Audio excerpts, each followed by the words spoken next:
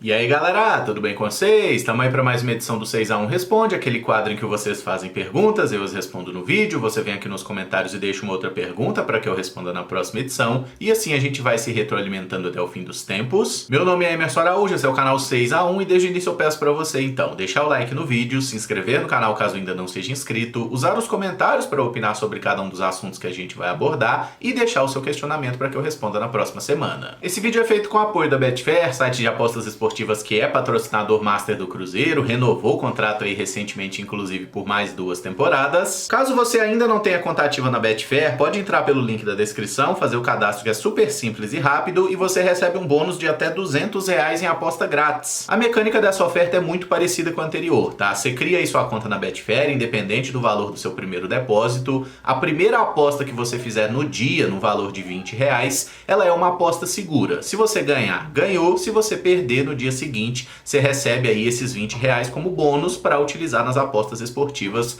lá na Betfair. E agora o prazo, né, é de 10 dias. Então R$20 pelos 10 primeiros dias que você é cliente Betfair chega nesse valor de 200. Mas quase todo dia tem promoção na Betfair, seja para jogo do Cruzeiro, jogo da seleção, partida de Champions League, enfim, sempre tem algumas ofertas interessantes para quem já é cliente cadastrado também, além daquela aposta grátis todo sabadão que é de lei já tem muito tempo. Que eu sempre lembro, hein, galera, a aposta esportiva é para ser feita com responsabilidade, apenas por maiores de 18 anos e para se divertir. Você não vai ficar rico, não é investimento, é para ir na manha. Começo com a pergunta do Henrique Alves. Sei que você prefere uma final em 2 jogos dos campeonatos continentais, mas em relação a essa final de Sula e considerando o elenco do Racing, você acha que o Cruzeiro tem mais chance de ser campeão em jogo único em campo neutro ou se jogasse no Mineirão e depois no Cilindro? Henrique, obrigado pela pergunta. O questionamento é bem pertinente e eu achei interessante porque para mim, finais continentais na América do Sul, elas têm que ser em jogos de ida e volta, tá? Esse negócio de final única em campo neutro é um negócio que simplesmente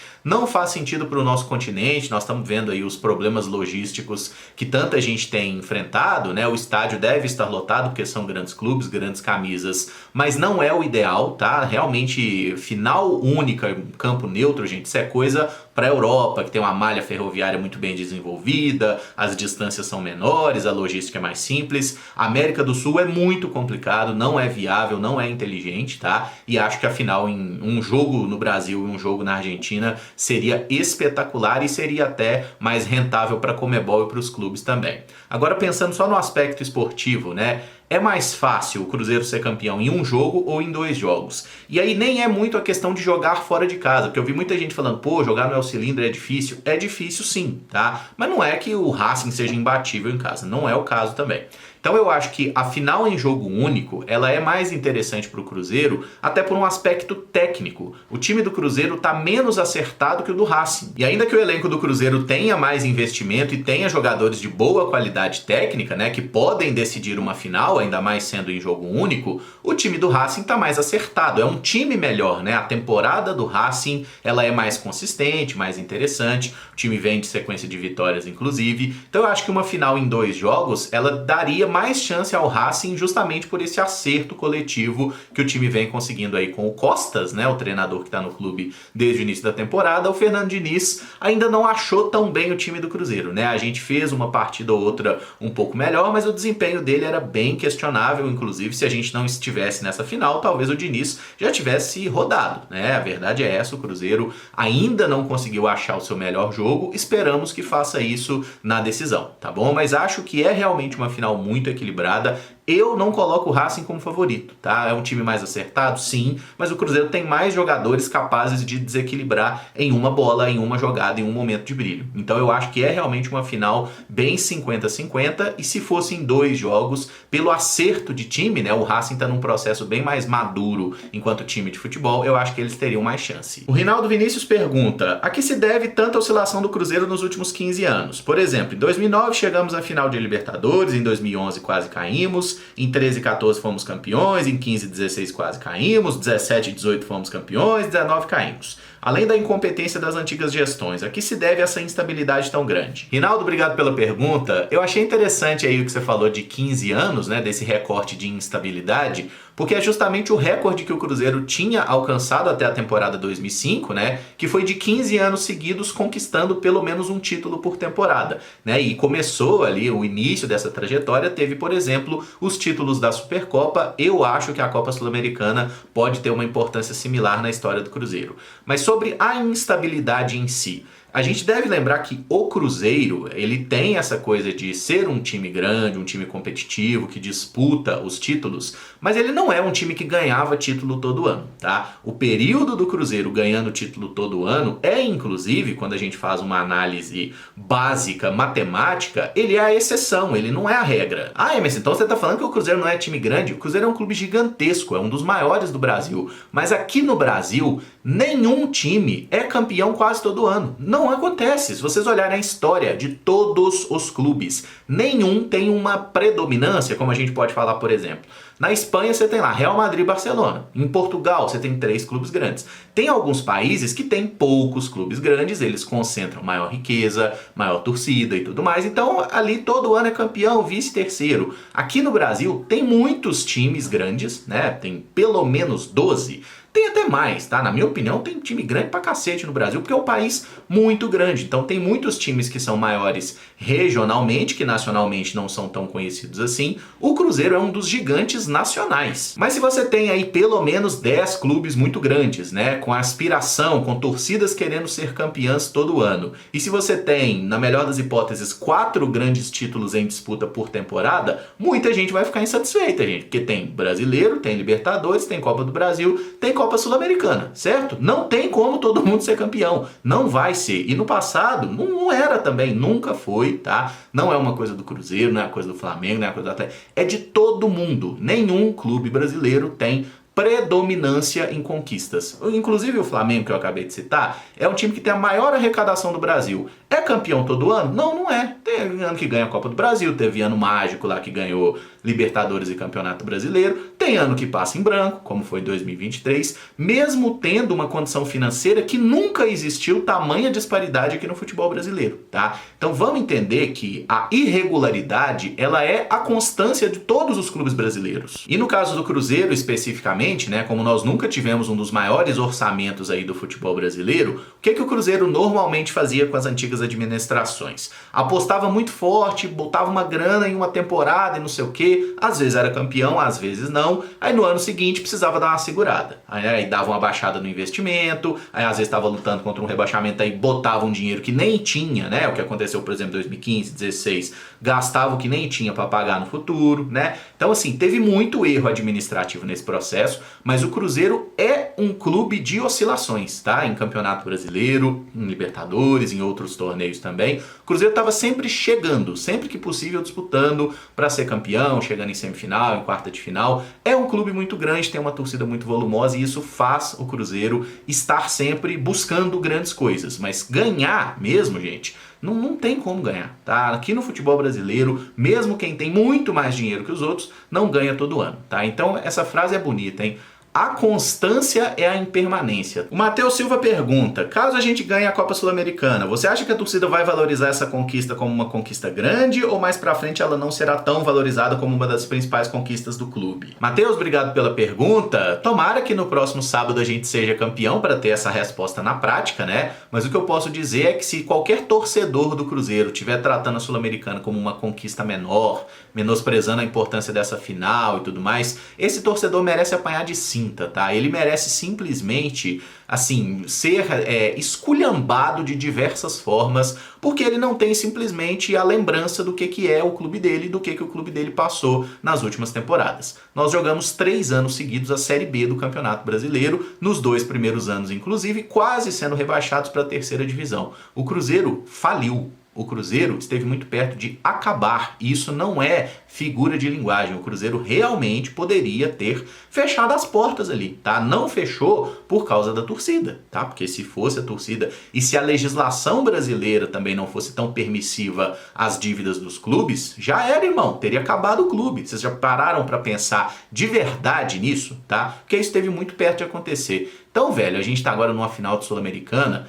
A Sul-Americana é tão importante quanto a Libertadores? Não, não é. A Libertadores é o principal torneio continental aqui da América do Sul. Mas para nós, até porque nós não disputamos a Libertadores, a Sula vale a Libertadores, o Mundial, a Champions League, uma Copa do Mundo, vale a porra toda. É isso que a gente tá jogando. Ah, e se no futuro parte da torcida não valorizar? É porque essa parte da torcida é burra e é desmemoriada. E eu sei que tem muita gente desmemoriada na torcida do Cruzeiro, em outras torcidas também, porque o brasileiro ele não tem muito a cultura, né, de valorizar as conquistas passadas. Mas, por exemplo, quem viveu a Supercopa de 91 e 92, eu não vivi. Eu nasci em 89, então eu era uma criança, tava comendo terra, eu realmente não vivi, tá? Eu tenho lembranças de futebol a partir ali, Copa do Brasil 96, alguma coisinha de 95, mas eu não lembro das coisas com 2, 3 anos de idade. Desculpa se vocês lembram, parabéns, tá? Eu não vivi essas Supercopas, mas quem viveu fala das Supercopas com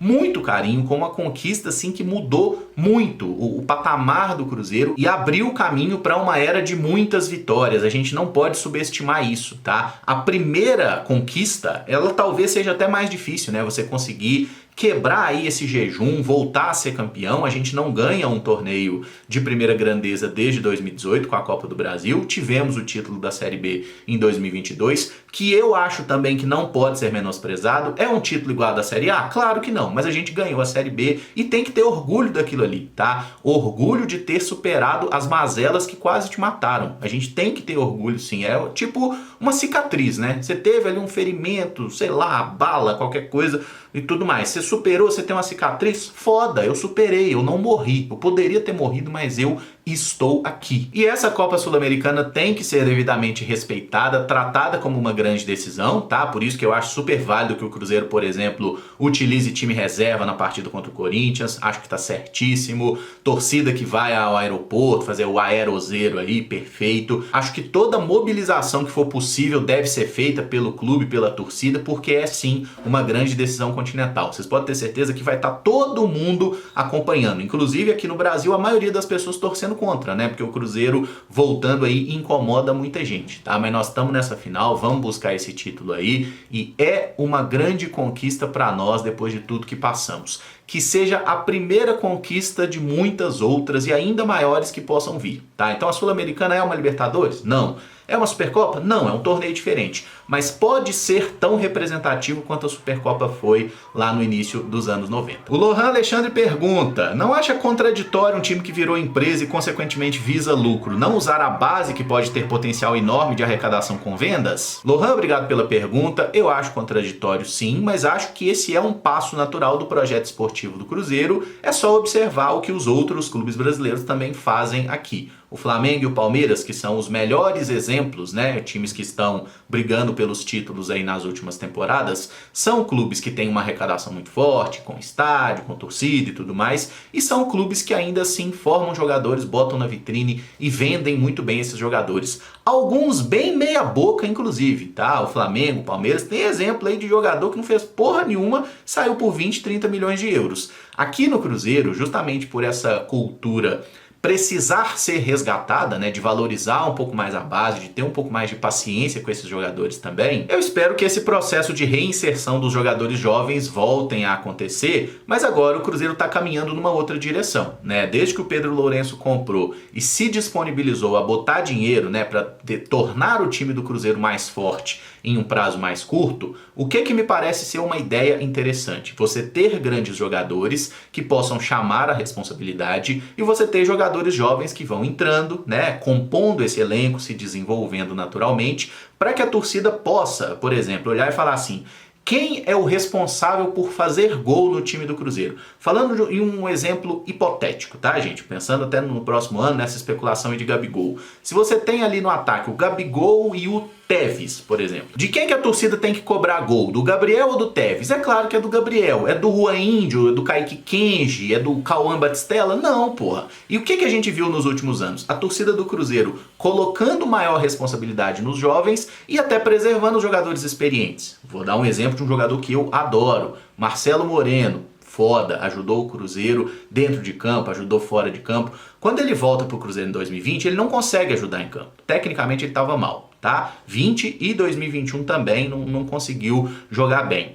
Quem que a torcida do Cruzeiro pegou bode? O Thiago. O Thiago, que tá agora lá no Brentford jogando Premier League, custou 30 milhões de euros aí. A torcida do Cruzeiro cismou com o Thiago, pegava no pé dele pra cacete, que era um moleque de 18, 19 anos, que obviamente precisava se desenvolver. Mas ele vai se desenvolver. Um jogador que é trabalhador e é jovem, ele vai evoluir, gente. O cara não chega na base do Cruzeiro se ele não tiver qualidade nenhuma. Ah, mas tem empresário. Empresário não entra em campo, gente. Empresário vai até certo momento, tá? O jogador, para estar na base do Cruzeiro, ele tem que mostrar alguma qualidade, e essa transição de base para o profissional, ela é muito complicada. E eu tô citando esse exemplo do Moreno com o Thiago, e teve o próprio Sobis também, né? Rafael Sobis e Marcelo Moreno fizeram uma temporada horrorosa. O Thiago fez inclusive o gol que salvou a gente de um rebaixamento para a Série C. E quem é que a torcida do Cruzeiro pegava no pé quando foi vendido, inclusive, por uma ninharia em 2022? O pessoal, nossa, que bom que o Thiago foi embora. É isso. A gente, infelizmente, tem uma cultura de valorizar muito mais o jogador experiente, o jogador que tem uma grife, mesmo que ele não esteja produzindo porra nenhuma. E o jogador da base tem uma cobrança muito grande. Isso precisa mudar na torcida? Sim, isso precisa mudar na torcida. Mas mais importante ainda é que precisa virar a chave dentro do clube, né? Porque quem toma decisão no clube não é a torcida. Quem toma decisão é o pessoal da gestão de futebol do clube, tá? Então esses profissionais, o Alexandre Matos, que é o chefe ali, mas todos os demais, tem que confiar um pouco mais na safra de jogadores que o Cruzeiro revela. Porque tem uma galera, a gente pode falar de uns 10, 20 nomes aí, que saíram aqui da base do Cruzeiro por mixaria, alguns até de graça, e estão aí jogando Série A de Campeonato Brasileiro, estão jogando no futebol europeu, jogadores que têm bom nível, né? Alguns dos maiores talentos do futebol brasileiro, como o Vitor Roque e o Estevão, saíram daqui, inclusive, o Cruzeiro perdeu por burrice. Mas enfim, talento a gente forma, a gente revela, o Cruzeiro tem uma base boa, mas precisa melhorar essa transição. E com essa tendência agora de ter grandes jogadores também, os jogadores jovens vêm para complementar, eles não podem ser esquecidos, tá? Por isso que eu pelo menos pego muito no pé de quando o Cruzeiro fica contratando jogador mediano ou especulando jogador meia boca. Não tem que trazer jogador para compor elenco não, compor elenco você compõe com base. O que você tem que buscar é jogador que vai resolver o problema e vai chamar a responsa. O Luiz Eduardo de Souza, qual o seu balanço final da janela de reforços de julho? Considerando os valores gastos e o futebol agregado pelos jogadores, achei bem ruim. Matos gastou um valor quase inédito na história do Cruzeiro em uma janela e não trouxe nenhum nome que resolveu algo mesmo, tirando o Cássio, que foi um baita reforço pro gol, no campo mesmo é no máximo ok. Luiz, obrigado pela pergunta. Acho importante esclarecer que se nós estamos na final de Copa Sul-Americana contra o Racing agora, é graças aos jogadores que foram contratados na janela de meio do ano. E eu sei que podem argumentar, mas o time estava bem encaixado, os jogadores chegaram, a gente perdeu. Mas assim, gente, nada é garantia de que se o Cruzeiro não tivesse contratado, a gente não teria caído de rendimento da mesma forma. E eu digo, assim, com boa convicção, que se o Cruzeiro não tivesse feito aí as contratações que fez no meio do ano, a tendência era a gente estar numa posição até mais abaixo no Campeonato Brasileiro. Porque o time do Seabra estava funcionando bem naquele curto espaço de tempo? Estava, depois parou de estar. E quando a gente olha para o período anterior, que estavam jogando caras como Ramiro, como Lucas Silva, como Machado, como Neres, enfim, esses jogadores não traziam nenhuma perspectiva de evolução. Aquele bom momento ali foi fora da curva. E quando eu falo aí dos jogadores que chegaram a terem sido responsáveis, né, pelo Cruzeiro estar na decisão, é claro que não foram só eles, né, afinal a gente contratou 7 pessoas, o elenco do Cruzeiro tem mais de 30 jogadores. Quem já estava aqui e permaneceu também foi muito importante. Mas os gols foram marcados justamente pelos contratados, né? O Caio Jorge, que marcou 4 gols, o Lautaro fez um gol, o Wallace fez um gol, o Matheus Henrique fez gol, o Cássio fez boas defesas, algumas bem determinantes, inclusive, para essa classificação, tá? E aí o Peralta e o nosso querido Jonathan Jesus, que foram os outros contratados, jogaram muito pouco, né? Eu acho que não tem como a gente fazer uma análise justa desses dois atletas pela baixa minutagem deles em campo. Mas são jogadores que o Cruzeiro, desde que trouxe, falou apostas para o futuro, né? Então não eram caras que chegariam aqui já jogando mesmo. Eu quis responder essa pergunta antes da final justamente porque eu sei que a decisão vai mudar muito da nossa perspectiva, né? Por exemplo, se o Cruzeiro ganha a final da Copa Sul-Americana, os caras já ganham ali aquela setinha para cima, né? Todos já vão ganhar alguns pontos extra na nossa consideração. Da mesma forma, se o Cruzeiro não ganha a Copa Sul-Americana, porra, a gente já vai estar puto com todo mundo, xingando a galera e tudo mais, ninguém vale nada, janela de merda, o Mato só contratou porcaria. Sabemos como o resultado condiciona todas as narrativas, tá? Mas eu acho que o Cruzeiro precisa atingir nessa temporada? A vaga na Libertadores do próximo ano. Esse foi o objetivo traçado. E é claro que se a gente tá numa final de Copa Sul-Americana, a gente tem que morrer em campo e fazer de tudo para ser campeão. E na minha avaliação, alguns dos jogadores que mais dão perspectiva do Cruzeiro ser campeão da Sul-Americana são justamente contratados aí nessa janela de meio de ano, tá? O Caio Jorge, que é o nosso artilheiro aí na Copa Sul-Americana, que marcou gols importantes, o Matheus Henrique, que foi uma boa contratação, o Wallace ainda não conseguiu entregar muita coisa, mas fez um gol importante contra o Boca Juniors, o Cássio é um goleiro decisivo, o Lautaro, apesar de alguns problemas físicos, também foi muito bem no duelo contra o Boca Juniors, fez um gol importante também contra o Libertad, é um jogador que tecnicamente tem suas limitações, mas tem estrela, né, na Copa Sul-Americana, inclusive já marcou gol em decisão quando jogava lá pelo Independiente Del Valle. Então são jogadores que me passam esperança, tá? Eu acho que além desses caras aí, o Matheus Pereira e o William, que já eram referências técnicas do time, né? São os jogadores que talvez trazem mais esperança pra gente aí nessa decisão de Copa Sul-Americana.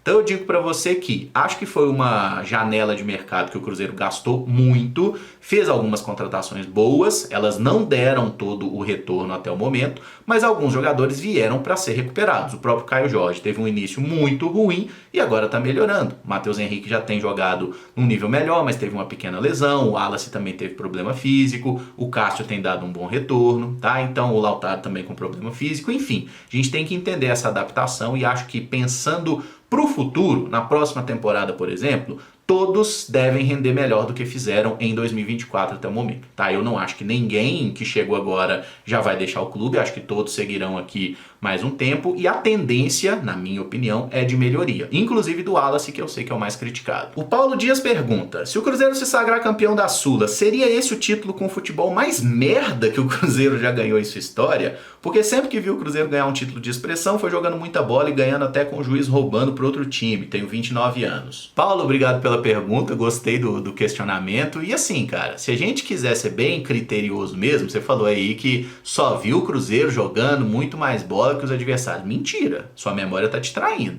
Se você pegar a Copa do Brasil de 2017 e 2018, por exemplo, como é que o Cruzeiro ganhou a Copa do Brasil de 2017, gente? Passou um apavoro para Chapecoense, teve muito perto de ser eliminado para a Chape.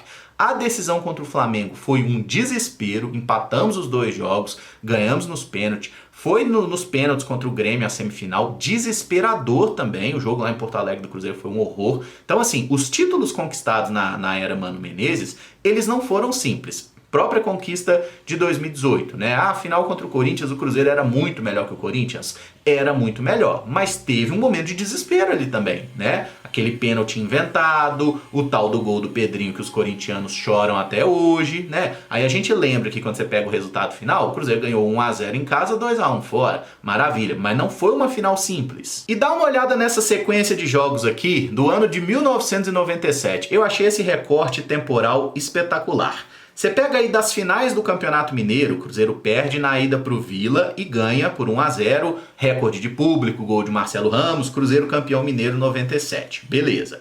Aí a gente ganha do Guarani no Brasileiro, empata com o Fluminense e com o Internacional, toma um 5-0 do São Paulo em casa no Campeonato Brasileiro, perde um clássico pro Atlético por 2-1 e aí tem as semifinais de Libertadores, ganha do Colo-Colo em casa por 1-0, perde por 3-2 fora, inclusive estava sendo eliminado até o finalzinho com o gol salvador do Cleison. Aí o Dida salva a pátria nos pênaltis, garante a nossa classificação para a final. Na decisão contra o Sporting Cristal, 2 jogos duríssimos em que a gente ganhou por 1-0 com dificuldade no Mineirão. E aqui eu tô pegando só esse recorte mais próximo da data da decisão, tá? Porque depois, por exemplo, o jogo seguinte ao título é o Cruzeiro levando um 4-0, tá? Gente, o Cruzeiro quase foi rebaixado no Brasileiro de 97. Foi uma temporada que teve título, mas fez campanha ruim na Supercopa. Enfim, o Cruzeiro não era um time de um grande futebol em 97. Que é isso, Emerson? Você tá maluco? Tinha Elivelton, tinha Palhinha, tinha Marcelo Ramos. Sim, mas era um time meio desencaixado. Não era um time que funcionava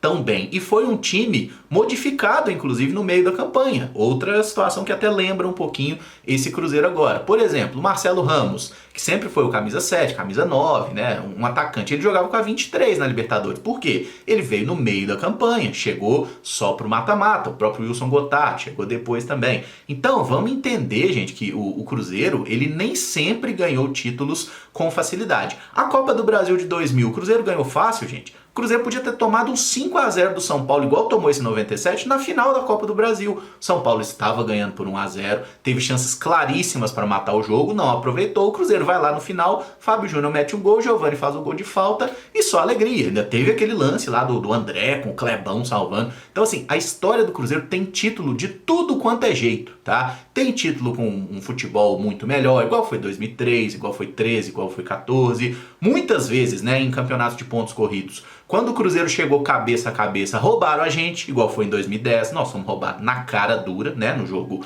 contra o Corinthians, principalmente. Então, galera, assim, não é que o Cruzeiro sempre atropelou. Mentira! O Cruzeiro ganhou título jogando mal em diversas oportunidades. E eu citei o de 97 e nem falei sobre o início horroroso com 3 derrotas e depois a recuperação. Tá? Então, só para deixar claro aí, o Cruzeiro já chegou em várias finais aos trancos e barrancos e o negócio, gente, o que fica para a história é a taça. Se a gente conquistar a taça, a campanha acidentada fica esquecida. E o Ramazinho fez aqui um desabafo, hein, que é também uma pergunta. Você acha que hoje em dia as pessoas estão mais impacientes ou sempre foi assim no futebol e na vida em geral? Digo por um exemplo nosso mesmo. 3 anos atrás, nosso sonho era estar onde estamos agora. Na verdade, onde estamos ainda é muito mais do que a gente sonhava. O Cruzeiro estava quase fechando as portas e hoje em dia estamos de volta, disputando título e com um baita elenco, se compararmos a pouco antes. Mas parece que o torcedor está tão insatisfeito quanto na época quando dava tudo errado. Se o time não vence sempre, o povo parece que vai morrer. Acho que está faltando a gente aproveitar mais e ser um pouco menos doente e obcecado. Senão tudo vira crise e só prejudica o time. Qual a sua opinião sobre? Acha que tem chance disso mudar? Eu acho que a tendência é piorar. Ramazinho, obrigado aí pela pergunta / desabafo. Cara, o que acontece? Eu acho que aí a gente tem que entender como são os tempos, né? Digamos assim que os tempos estejam um pouco mais odiosos, tá? Não é que antigamente era tudo mil maravilhas, que era tudo paz e amor, não. Mas eu diria que os discursos de ódio, eles têm ganhado muito mais projeção nesses últimos anos. É um terreno fértil para isso, falando do aspecto social e na questão esportiva também, tá? Então hoje a gente vê basicamente qual é o comportamento da torcida de futebol. Ela pede contratação, ela quer jogador, quer contratação. Muitos nem assistem tanto o jogo assim, querem saber o resultado. Ganhou, tá bom, não ganhou, tá uma merda. É tão simples quanto isso, tá? Essa questão resultadista sempre existiu, mas agora é uma coisa absolutamente impaciente. O Cruzeiro vai lá e contrata um jogador que a torcida queria muito que fosse contratada. Em 5 partidas o cara não tá jogando pra caramba, é um lixo, é bagre, é pé de rato. É esse tipo de comentário que as pessoas gostam de fazer, né? E aí depois o cara dá uma melhorada, vai ficar no exemplo do Caio Jorge, dá uma melhorada, começa a fazer uns golzinhos e tudo mais. Aí, não tá fazendo mais que obrigação, até que enfim tá fazendo alguma coisa. Então assim, a torcida do Cruzeiro, ela é considerada conhecida, né, por ser uma torcida que cobra muito, que é exigente. Nós somos chatos, tá? Nós somos chatos pra cacete. Eu, inclusive, sou a pessoa mais chata que eu conheço. A gente é chato, a gente cobra, a gente reclama, mas não ia pra uma escala de uma violência, às vezes até direta, tão rapidamente, sabe? Era uma coisa, uma linha um pouco mais crescente. Aqui agora é isso aqui, ó. A gente tá vivendo o quê? Sobe na loucura, irmão, entendeu? Aqui já vai pico, vale, pá. Não é assim, velho. Futebol não vai se resolver do dia pra noite, gente. O Cruzeiro quase acabou, como você bem citou, eu também já falei isso antes. O Cruzeiro passou por uma maior crise da história de um clube aqui dentro do futebol brasileiro, certo? Era pra ter fechado as portas. Aí a gente acha que em uma janela de transferências com o Pedro Lourenço tudo vai se resolver? Não vai, porra. A gente tá numa final, já tá da hora. E isso não é discurso conformista, é simplesmente reconhecer onde estávamos, onde estamos, para onde queremos ir. Para onde que a gente quer ir hoje? Campeão da Sul-Americana, vaga na próxima Libertadores. A gente quer ganhar essa Sul-Americana para não jogar mais a Sul-Americana nos próximos anos. A gente quer jogar Libertadores todo ano e ganhar Libertadores. A gente quer ganhar Brasileiro, quer ganhar a Copa do Brasil, quer ganhar esse raio desse Mundial, quer ganhar tudo. O Cruzeiro quer tudo. A torcida do Cruzeiro quer tudo. Só que a gente não pode ter tudo na vida. A gente tem que aprender que nós queremos, e tem outros 19 times na Série A do Campeonato Brasileiro que também querem. Todos dão conta? Não, mas metade aí não tem a menor condição. Mas a gente quer. E mesmo quando a gente não tem condição, a gente continua querendo. E usando um exemplo do rival que nós vimos recentemente aí tomando um totó na final da Copa do Brasil contra o Flamengo, né? E o pessoal jogando bomba, jogando coisa no campo, fazendo aquele absurdo. Vivemos isso no Cruzeiro também, no caso do rebaixamento, né? Jogando cadeira no campo, aquele episódio dantesco ali, gente. São só exemplos de como as pessoas elas não conseguem entender neste momento da história que você comprar um ingresso para assistir o jogo, você não está comprando um resultado.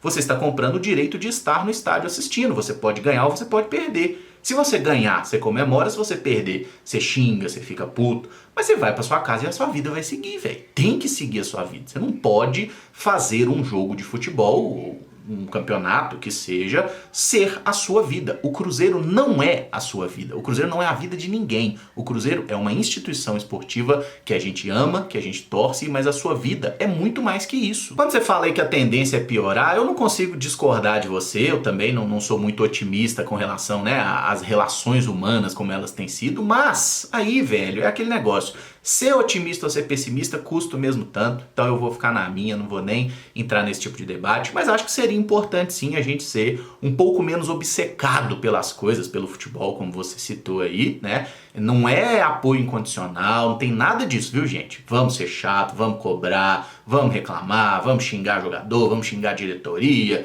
o Alexandre Mar, vamos xingar o técnico, vai demite esse burro. Bora, isso aí tá tudo liberado. A questão é só não descambar totalmente, né, e ultrapassar todos os níveis de civilidade, porque esse não é um caminho muito interessante, tá? Inclusive isso aí, espero que o Atlético Mineiro sofra uma punição bem rigorosa, né, para que os outros clubes entendam, as outras torcidas, de que não é bagunça, né, porque depois daquilo que aconteceu lá, irmão, a gente tá muito próximo de ver alguém entrando em campo matando outra pessoa, tá? Depois daquilo ali, qual é a escalada de violência que está sendo feita? Então, assim, precisa ser passada uma mensagem bem, né, importante aí pelas autoridades agora, que façam o seu trabalho e parem de passar pano para certos lados. Mas eu já falei demais, encerro esse vídeo por aqui. Se você gostou, eu peço que deixe o like, se inscreva no canal caso ainda não seja inscrito, use os comentários para opinar sobre cada um dos assuntos e fazer a sua pergunta para que eu responda na próxima edição. Espero que no próximo 6x1 Responde a gente esteja aqui rindo à toa com o Cruzeiro campeão da Sul-Americana, tá bom? Amanhã a gente volta com as lives, aquela rotina tradicional do canal. Muito obrigado por acompanhar, um abraço e até o próximo vídeo. Valeu, galera! Vamos, Cruzeiro!